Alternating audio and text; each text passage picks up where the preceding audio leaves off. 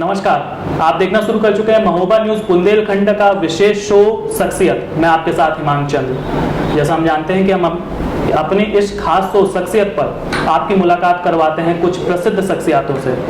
ठीक उसी क्रम में आज जो हमारे साथ शख्सियत है वो कुछ स्पेशल शख्सियत है। स्पेशल इसलिए हैं क्योंकि वो समय समय पर अपने समाज और अपने धर्म की रक्षा के लिए बयान देकर सुर्खियों में बने रहते हैं, चाहे वो हाजी यात्रा के लेकर हो या फिर बिरयानी के मामले को लेकर के। अब आप पहचान तो गए होंगे कि ये आखिर व्यक्तित्व है कौन। आपको तब भी बता दें कि ये व्यक्तित्व हैं उत्तर प्रदेश के बुंदेलखंड प्रांत के मिनी कश्मीर कहे जाने वाले चरखारी के विधानसभा सीट के विधायक ब्रजभूषण राजपूत जी। आज इस शो पर हम उनसे जानेंगे कि उनकी सरकार यानी योगी जी की सरकार ने इन 4 साल में ऐसे कौन से कार्य किए हैं जो बीते 40 साल में तक नहीं हो पाए हैं। हमारे साथ मौजूद हैं विधायक ब्रजभूषण राजपूत जी। नमस्कार, जय श्री राम। जय श्री राम। विधायक जी, 4 साल बेमिसाल जी। तो क्या रहा ऐसा योगी सरकार में कि 4 साल बेमिसाल कह रही है योगी सरकार? देखिए, इन 4 वर्षों में हमारे उत्तर प्रदेश के यशस्वी मुख्यमंत्री पूज्य योगी आदित्यनाथ जी ने कानून व्यवस्था पर सबसे बड़ा नियंत्रण किया जी। पूरे उत्तर प्रदेश में गुंडा राज, गुंडागर्दी, माफियागिरी, अवैध खनन जैसी चीजों से लोग परेशान थे जी। जातिवादिता की राजनीति से लोग ऊब चुके थे। आज 4 वर्षों में लोग सुकून से रहते हैं। एक डर का माहौल था जो वो खत्म हुआ है। बिल्कुल, डर का माहौल था। बेटियां जो सुरक्षित नहीं हुआ करती थी पहले, वो अब हैं सुरक्षित। जो पहले 2017 के पहले की बात कर रहा हूँ मैं। पहले जो राजनीति का कल्चर था जी, समाजवादी पार्टी की सरकार आती थी तो एक जाति विशेष की लोगों की ही चलती थी, उनकी ही सुनवाई होती थी और उनकी बड़े पैमाने पे गुंडागर्दी, खनन, अवैध खनन, मिट्टी खनन, यानी कि तमाम प्रकार के इस तरीके की चीजें रहती थी, जिसकी वजह से आम जनमानस जो है परेशान रहता था जी। दूसरी पार्टी की एक हमारे यहाँ पे बसपा सरकार थी, उस सरकार में भी इसी प्रकार से रहता था।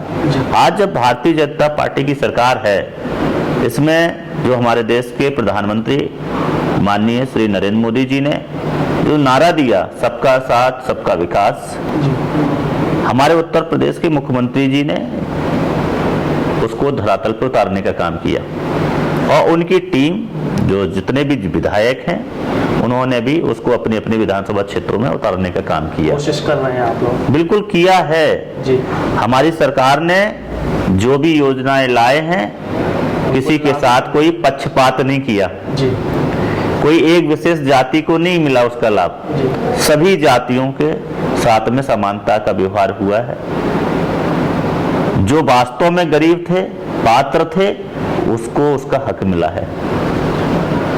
सर, 4 साल में, इन बीते 4 सालों में आपकी विधानसभा में ऐसा कौन सा कार्य रहा जो सबसे महत्वपूर्ण था? क्योंकि आपकी विधानसभा बुंदेलखंड का मिनी कश्मीर के साथ साथ एक मिनी वृंदावन भी जाना जाता है जी। बिल्कुल आपने सही कहा है। चरखारी बुंदेलखंड का कश्मीर कहा नहीं जाता है जी, क्योंकि ये वहां पर जो भी व्यक्ति आए और चरखारी की सौंदर्यता, प्राकृतिक सौंदर्यता को देखे तो ऐसा संभव नहीं है कि वो दोबारा आने की इच्छा अपने मन में न रखे। प्राकृतिक सौंदर्यता है वहां पर, और प्राकृतिक सौंदर्यता के साथ साथ में जो वहां की ऐतिहासिक धरोहर हैं वो भी लोगों को मनमोह देती हैं। और जो भगवान श्री कृष्ण के, राधा जी के 108 मंदिर हैं, जब लोग उनमें दर्शन करते हैं तो लोगों का मन वहां से प्रफुल्लित, वहां रुक जाने का मन होता है, वहां बार बार आने का मन होने लगता है। इतनी सुंदर जगह चरखारी है। तभी तो सर वल्लभ पंत जी ने उसको मिनी बुंदेलखंड का कश्मीर का दर्जा जी जी जी। सर, अगर यहाँ पर देखा जाए महोबा में या बुंदेलखंड में पानी की समस्या वो बीते कई वर्षों से रही है। पानी की समस्या के बाद अगर दूसरी प्रमुख समस्या इधर के किसानों को और लोगों को हो रही है तो वो हो रही है एक अन्ना पशु की वजह से। जी। तो सर अन्ना पशु को कंट्रोल करने के लिए, नियंत्रण करने के लिए क्या कर रही है योगी सरकार? देखिए, अन्ना पशुओं के लिए, अन्ना पशुओं की समस्या हमारी सरकार में प्रारंभ नहीं हुई। अन्ना पशुओं की समस्या पिछली सरकारों की देन है, सपा बसपा सरकारों की देन है, क्योंकि सपा बसपा के टाइम से ही जो है बुंदेलखंड में ये समस्या उत्पन्न हुई थी। बुंदेलखंड में मैं आपको बताऊं, प्रत्येक वर्ष दैवीय आपदा आती है। मैं 15 साल से देख रहा हूं बुंदेलखंड में प्रत्येक वर्ष दैवीय आपदा आती है। एक भी वर्ष ऐसा नहीं है जब दैवीय आपदा नहीं आती है, जिसके कारण से बुंदेलखंड का किसान आर्थिक रूप से टूट गया। आर्थिक रूप से टूट जाने के कारण से बहुत से लोग यहाँ से पलायन कर गए दिल्ली, बंबई, गुजरात की ओर, और जो उनके पशु थे वो अपने यहाँ छोड़ के चले गए। मगर पिछली जो बसपा और सपा की सरकारें थी उन्होंने अन्ना पशुओं के लिए कोई कार्य नहीं किया। हमारी सरकार बनते ही हमारे उत्तर प्रदेश के मुख्यमंत्री जी ने प्रत्येक ग्राम पंचायत स्तर पे टेम्परेरी गौशालाएं बनवाई हैं, मुख्यालयों पे बड़ी बड़ी गौशालाएं बनाई हैं, प्रत्येक विधानसभा में और नगर पंचायत स्तर पे बड़ी बड़ी गौशालाओं का निर्माण कराया गया है। जी। आप जाएंगे, निरीक्षण करेंगे, आपको देखने को मिलेगा। सर निरीक्षण की बात करें तो आप भी अभी कुछ दिन पहले निरीक्षण में गए थे गौशाला में अपनी विधानसभा में, लेकिन वहां पर आपको बहुत सारी कमियां देखने को मिली। वहां की जो परिस्थितियां थी उस परिस्थितियों से आप भी संतुष्ट नहीं नजर आए। तो मैं आपकी बात से सहमत हूँ जी, इसमें कोई आपत्ति नहीं है। तो फिर ये खास देखिए, कोई इंजन बनाया जाएगा और उसमें कोई फॉल्ट आएगा तो उसे हम लोग ठीक करेंगे जी, ये हमारी ड्यूटी है जी। और हमने अगर गौशालाएं बनाई हैं उनमें कोई खामियां हैं, कमियां हैं, उसी के तहत मैं अपने कर्तव्य का निर्वहन कर रहा हूं ना। मैं गौशाला में देखने जा रहा हूं। मेरे उत्तर प्रदेश के मुख्यमंत्री जी ने गौशालाएं बनवाई है ना, तभी तो मैं देखने जा पा रहा हूं। और उसमें जो कमियां उसे दूर करने का काम कौन कर रहा है? भारतीय जनता पार्टी का कार्यकर्ता, भारतीय जनता पार्टी के जनप्रतिनिधि। क्या उन गौशालाओं का निरीक्षण करने समाजवादी या बसपा के लोग जा रहे हैं? क्या वो गौ सेवा करने बसपा और सपा के लोग, कांग्रेस के लोग जा रहे हैं? क्या 4 रोटी खिलाने कांग्रेस और सपा और बसपा के लोग नहीं जा सकते? क्या उनके लोगों की गाय नहीं है? क्या वो उन्होंने समाज सेवा करना, राजनीति करना बंद कर दिया है? क्या सिर्फ भारतीय जनता पार्टी का दायित्व है? प्रदेश के अंदर कोई भी समस्या अगर उत्पन्न है तो सबको मिल गए उसका समाधान के लिए काम करना चाहिए जी। अगर हमारी सरकार ने गौशालाएं बनाई हैं तो आज दिख रही हैं। क्या आपको सपा, बसपा, कांग्रेस के शासनों में कभी एक गौशाला दिखी? नहीं जी। आज हम लोग काम कर रहे हैं और हमें विश्वास है जो भी कमियां हैं हमें आने वाले कलों में हम उन्हें पूरा ठीक करें।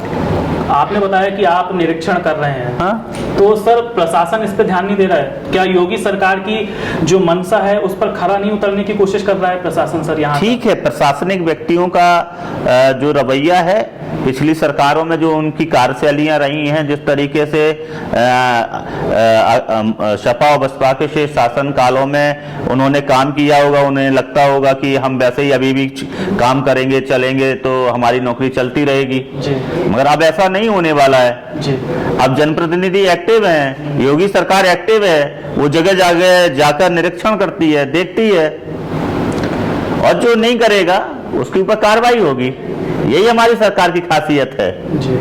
कि जो लोग गलत करते हैं उनके खिलाफ हम लोग कार्रवाई करते हैं। और विगत वर्षों में आपने देखा भी है जनपद में कितने अधिकारियों के ऊपर, कितने कर्मचारियों के ऊपर कार्रवाई हुई है सर। यही हमारी सरकार की खूबी है सर।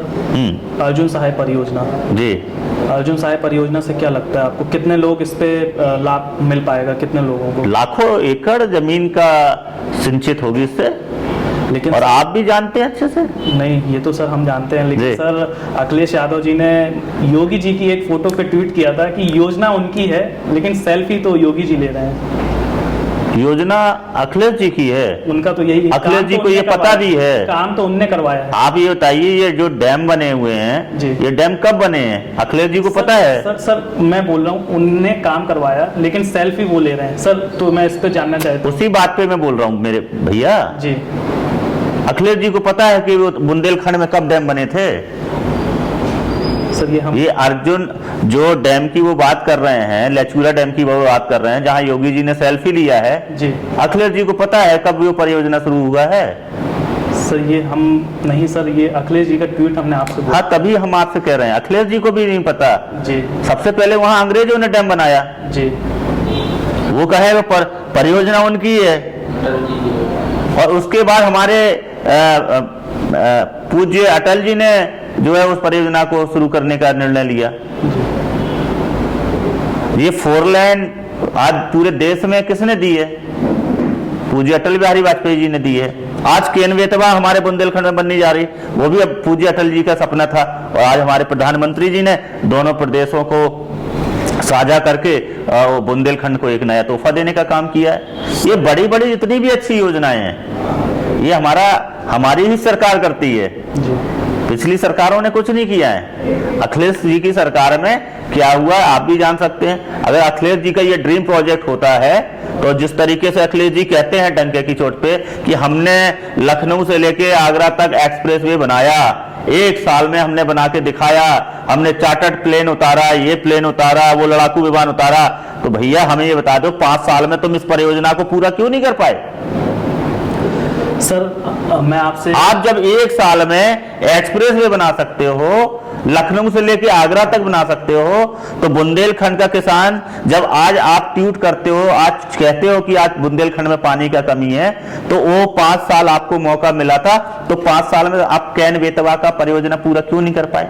अगर आपकी योजना थी, आप तो अपने आप को इतना फॉरवर्ड मानते हो, अपने योग्य मानते हो, तो क्यों नहीं हुआ?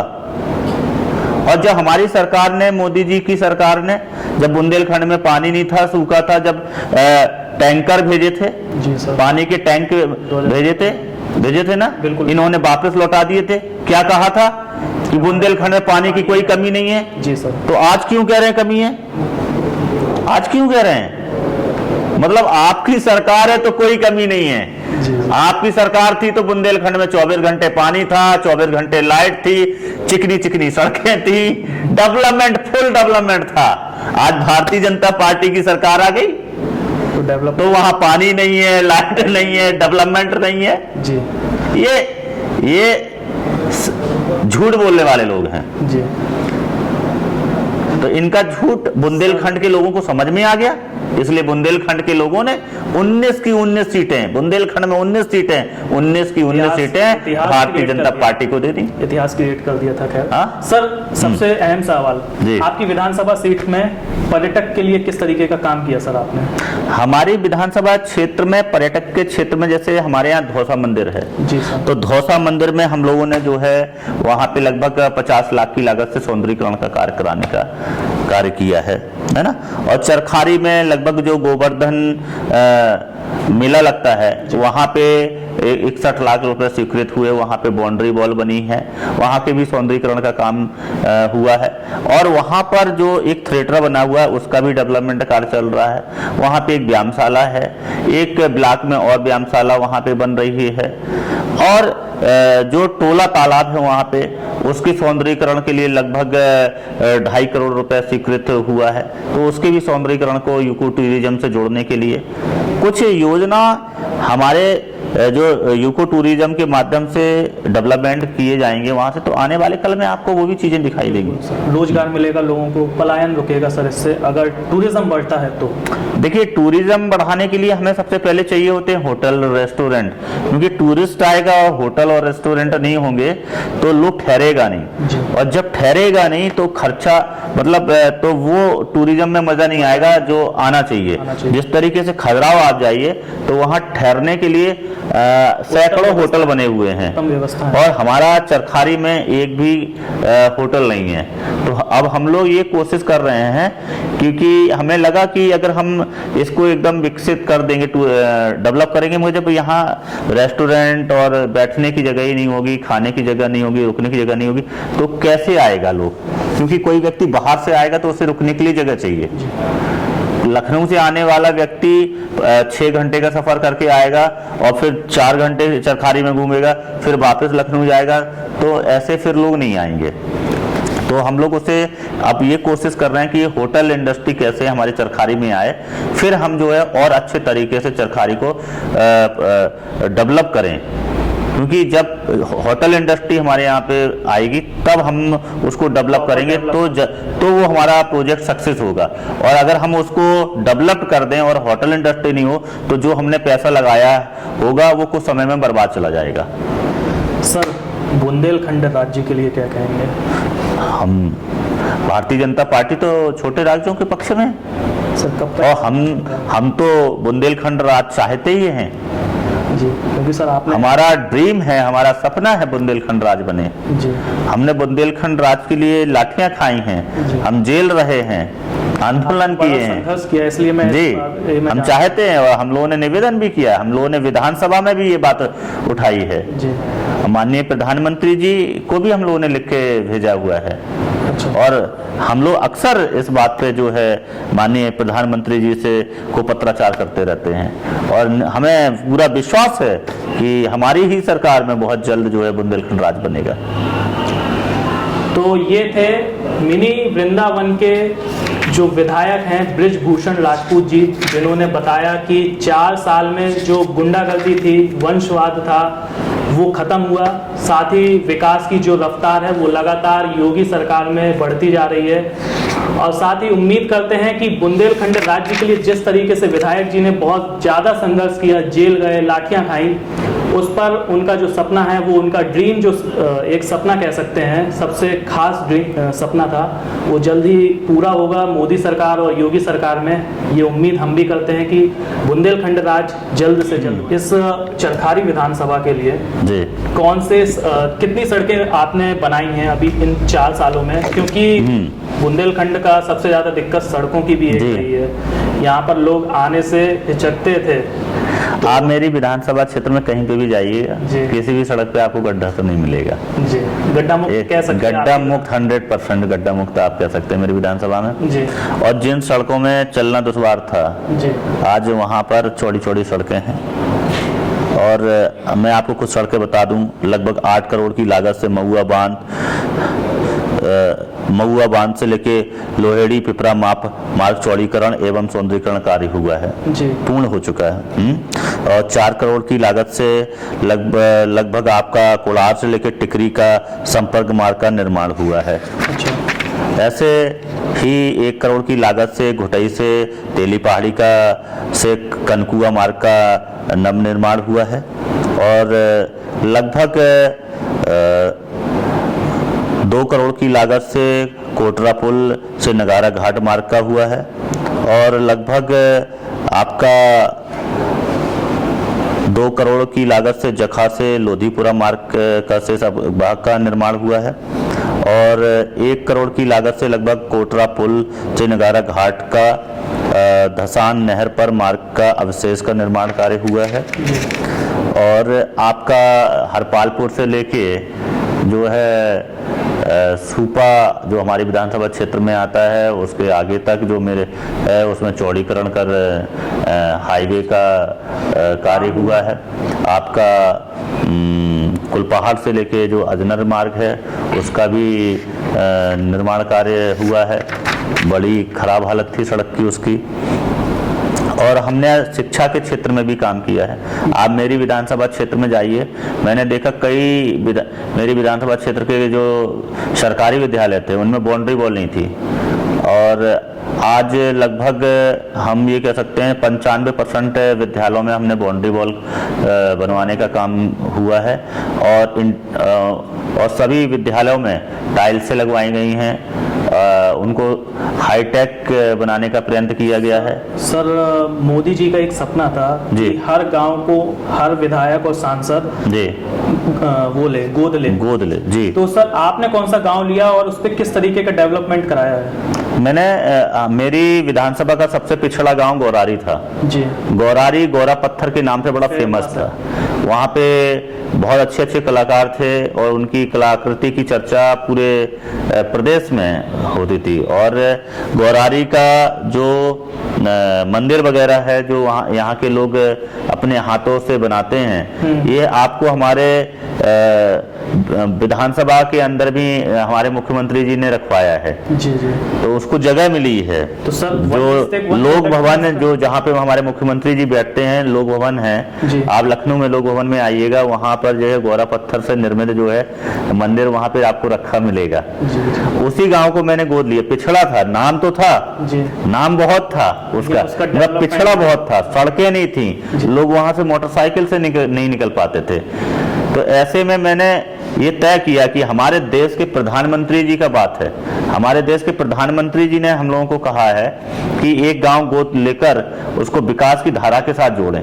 तो मैंने तभी संकल्प लिया, मैंने अपने देश के प्रधानमंत्री जी के बात का अच्छा सा पालन करते हुए मैंने गौरारी गांव को गोद लेकर मैंने आज आप उस गांव में जाइएगा, एक कच्चा सड़क नहीं मिलेगा आपको जी। एक कच्ची सड़क नहीं मिलेगी आपको। वन डिस्ट्रिक्ट वन प्रोडक्ट में उसका नाम रहेगा सर? बिल्कुल। और आप उस गांव में जाइएगा, हाईटेक वहां पे विवाह घर, हाईटेक पंचायत भवन, हाईटेक आपको जो है वहां खेल मैदान, वहां के हाईटेक विद्यालय, मतलब उस गांव को आप मैं कहता हूं उत्तर प्रदेश के 75 जिलों में तुलना करेंगे तो गौरारी जैसा आपको गांव नहीं मिलेगा। कह सकते हैं उत्तम गांव कह सकते हैं जी। गौरारी गांव को मैंने लगभग 1 करोड़ 20 लाख रुपए की सड़कों से निर्मित कराया है जी। और 20 लाख की लागत से मैंने वहां विवाह घर बनवाया है, पंचायत भवन बनवाया है, खेल मैदान बनवाया है। मैंने आप उसका एक वीडियो लीजिए और वो मुझे लगता है निश्चित रूप से उत्तर प्रदेश में सबसे उत्तम गांव और एक मॉडल गांव के रूप में आएगा कि शायद कोई गांव आपको ऐसा देखने को नहीं मिलेगा। तो ये थे हमारे साथ मिनी वृंदावन के विधायक यानी चरखारी विधानसभा सीट के विधायक बृजभूषण राजपूत जी, जिन्होंने बताया कि वो किस तरीके से लगातार अपनी विधानसभा के लिए डेवलपमेंट का काम कर रहे हैं। साथ ही उन्होंने गौरारी के लिए बताया जो एक सबसे ज्यादा महत्वपूर्ण गांव माना जाता है उत्तर प्रदेश का, उन्होंने कहा कि वो उत्तम गांव है। फिलहाल आज के हमारे शो शख्सियत पर इतना ही। अब हमारी और आपकी मुलाकात फिर होगी जब हम आपको और भी इसी तरीके की शख्सियतों से रूबरू कराएंगे। तब तक के लिए आप स्वस्थ रहें, सुरक्षित रहें और भी खबरों के लिए आप जुड़े रहें महोबा न्यूज बुंदेलखंड के साथ। कैमरामैन सफल सोनी के साथ हिमांचल, महोबा न्यूज।